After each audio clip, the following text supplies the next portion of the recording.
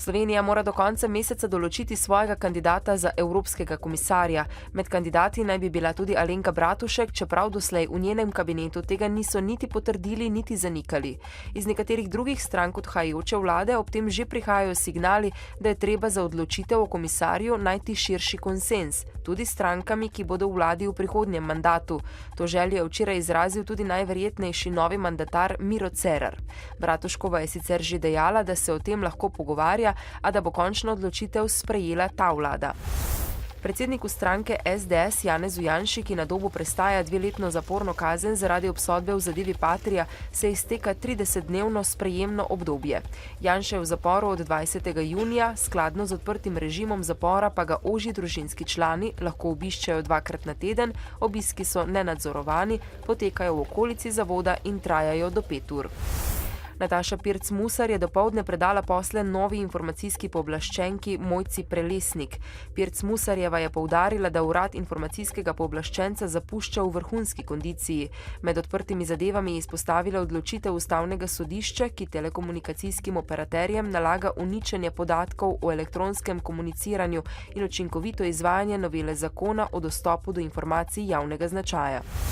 Stavke mariborskih kardiologov v ponedeljek ne bo. Na današnjih pogajanjih sta stavkovni odbor in vodstvo bolnišnice vendarle dosegla dogovor.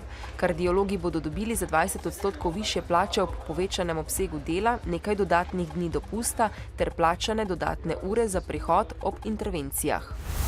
Aneks k tripartitni pogodbi o nakupu premoga med holdingom Slovenske elektrarne, Termoelektrarno Šoštanj in premogovnikom Velenje naj bi bil podpisan danes, so za STA povedali v HSE.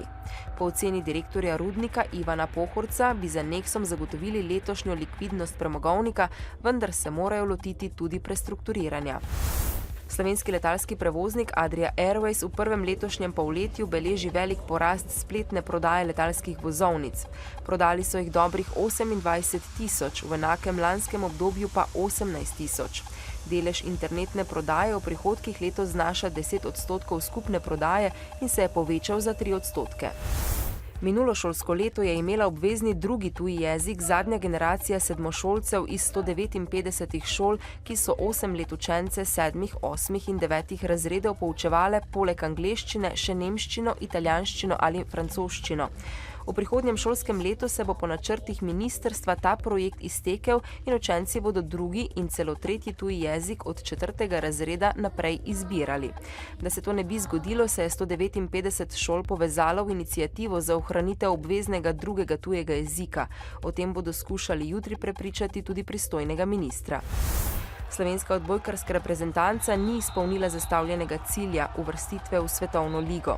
Sinoči so jo na poti do tja zaustavili Grki, ki so v Mariboru s 3-1 dobili povratno polfinalno srečanje Evropske lige in se zaradi boljšega rezultata v gosteh uvrstili v finale. V Laškem se danes začenja 50. festival Pivo in cvetje, ki bo potekal do nedelje. Jubilejni festival letos obeta izjemen glasbeni, kulturni in družabni dogodek. Vstop na večino tradicionalnih prizorišč bo za obiskovalce tudi letos brezplačen, plačljivo je le prizorišče Zlatorog. Na tem prizorišču, kjer bo urejen tudi kamp, bodo med drugim nastopili Bajaga in instruktori, Parni Valjak, Werefox, Backstage in Elvis Jackson. V vročih poletnih dneh moramo biti pozorni na to, da se primerno prehranjujemo in pijemo dovolj tekočine, opozarjajo na Nacionalnem inštitutu za javno zdravje. Več posegajmo po sadju in zelenjavi, masne in težko prebavljive hrane pa naj bo manj. V vročih dneh je priporočljivo tudi uživanje več manjših dnevnih obrokov, ki presnove ne preobremenjujejo preveč, hkrati pa moramo biti pozorni, da nenehno nadomeščamo izgubljeno količino vode. Danes popoldne lahko nastane še kakšna kratkotrajna ploha ali nevihta. Jutri bo sončno z dnevnimi temperaturami do 30 stopinj Celzija. V soboto in nedeljo bo jasno in vroče. V nedeljo popoldne bo začel pihati jugozahodni veter. Danes v dnevniku televizije Maribor. Kardiologi popustili, z vodstvom so dosegli dogovor. Kaj bo z nujno medicinsko pomočjo v zdravstvenih domovih, ko bo zgrajena urgenca v Murski Soboti? Bolnišnica v Topolščici ne dobi posojila za končanje energetske sanacije. Novice Štajerske, Pomurja in Koroške ob 18.